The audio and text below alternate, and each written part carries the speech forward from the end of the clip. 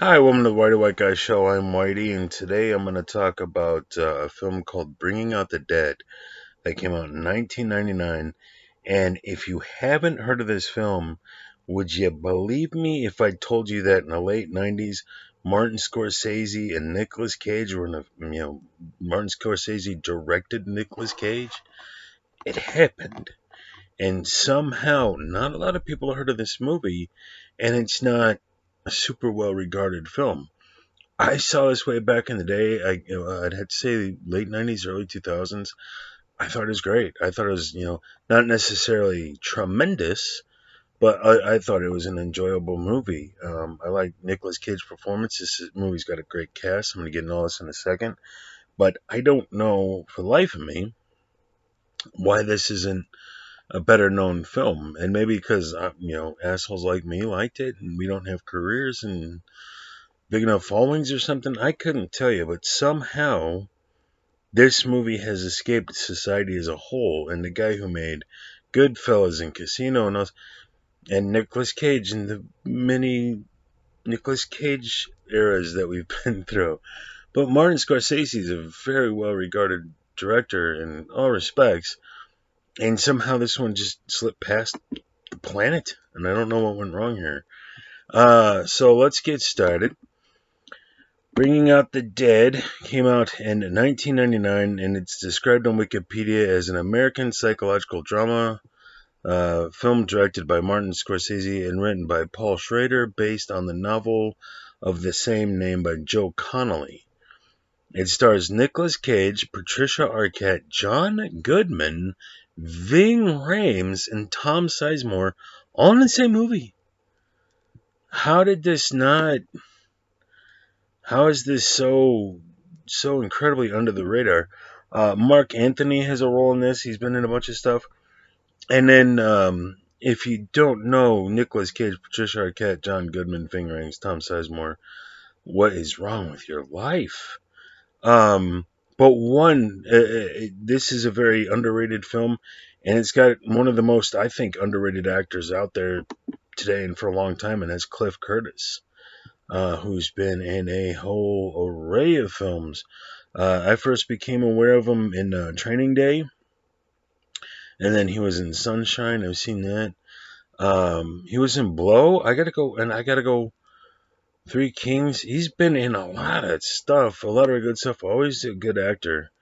And apparently, according to this, he's from New Zealand. I had no clue. I thought he was Mexican. So, underrated all over the place. And then on top of that, you've got a very early in career performance by Michael K. Williams, who sadly has passed away, and Queen Latifah has some voice work in this as the dispatcher.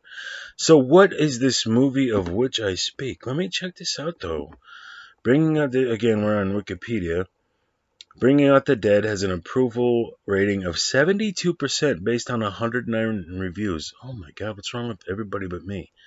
With an average of 6.7 out of 10. The site's consensus reads, stunning and compelling, Scorsese and Cage succeed at satisfying the audience. On Metacritic, the film had an average score of 70 out of 100. Based on reviews from 34 critics, the audiences surveyed gave the film a C minus. What the shit? Roger Ebert gave it a perfect 4-star rating, writing, "To look at Bringing Out the Dead, to look, indeed, is almost any Scorsese film. It is to be reminded that the film can touch us urgently and deeply." Thank you, Roger Ebert. You said nothing. Okay, so what is Bringing Out the Dead? I'm just going to read off Wikipedia for a bit because I don't know how else to describe it. In Manhattan, depressed and burned out paramedic Frank Pierce, that's Nicolas Cage, has not saved any patients in months and begins to hallucinate the ghost of those lost. One night, Frank and his partner Larry, and I forget who Larry is, I think that's John Goodman, respond to a call by the family of Mr. Burke, who has entered cardiac arrest. There, Frank befriends Burke's distraught daughter Mary, a former junkie, and discovers Mary was friends with Noel, a drug addict and a delinquent who is frequently sent to the hospital, and that's Mark Anthony. After a few minor calls, Frank and Larry respond to the aftermath of the shooting, where Frank notices 2 vials of Red Death heroin roll out from a surviving victim's sleeve. While in the back of the ambulance, Frank and Noel, the victim, attempts to repent for his drug-dealing ways, but dies before they can reach the hospital. The next day, Frank is paired with Marcus, an eccentric and a religious man, and the two respond to a man reported to be in cardiac arrest in a club. When they arrive, Frank diagnoses that he is in fact suffering from an overdose caused by Red Death, and Frank injects the man with Narcan. Marcus starts a prayer circle with the baffled club goers, and just as his preaching climaxes, the overdose man regains consciousness. I could go on from here. You get the idea. They're a bunch of ambulance drivers, and every night Nick Cage is with a different ambulance driver. So, let me skip around.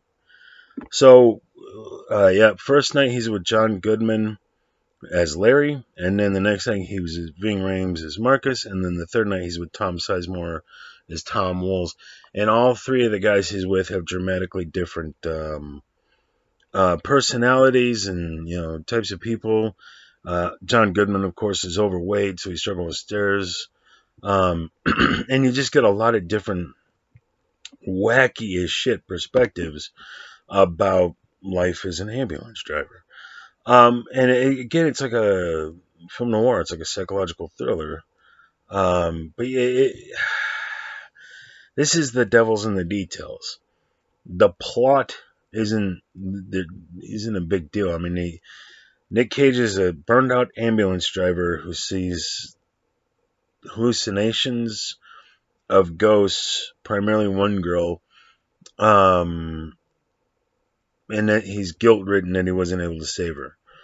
And then the one guy is brain dead, but Nicolas Cage is either hallucinating or perceives that he can hear the guy's thoughts. And the guy who's brain dead but his body is still alive, he's like, fucking kill me. I don't want to be in this state. And, I don't want to be trapped in my body but unable to move. Please take me out. It's all interesting and good, but it's the performances, it's the look, it's the details, Scorsese style, that make this film what it is. And I think it's a fantastic film.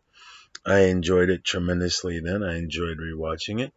And again, I don't. Maybe Cage just wasn't that big in '99, but he was, but maybe not big enough. Scorsese was well regarded. Maybe he wasn't quite legend, I guess. I don't know. And Tom Sizemore, Ving Rhames, John Goodman. What are we doing? How is a topless Irish-looking, Scottish Irish-looking, pale as shit white dude the only one singing this film's praises? The math either adds up or doesn't. Maybe I relate because I'm not right in the head. I don't, and everybody else is right in the head. But I think it's the rest of you guys. So I'm not sure. So either way, if you haven't seen Bringing Out the Dead, for the love of Pete Sampras, and I don't remember who that is, go watch Bringing Out the Dead. And I hope you enjoy it, or we can't be friends, is basically what that boils down to. So go do that, and I will. I'm going back to bed. And thank you for watching. Like, subscribe, hit the bell notification. Jerk me off sideways. It's Tuesday. I don't give a shit. I'll see you on the next video. Cheers.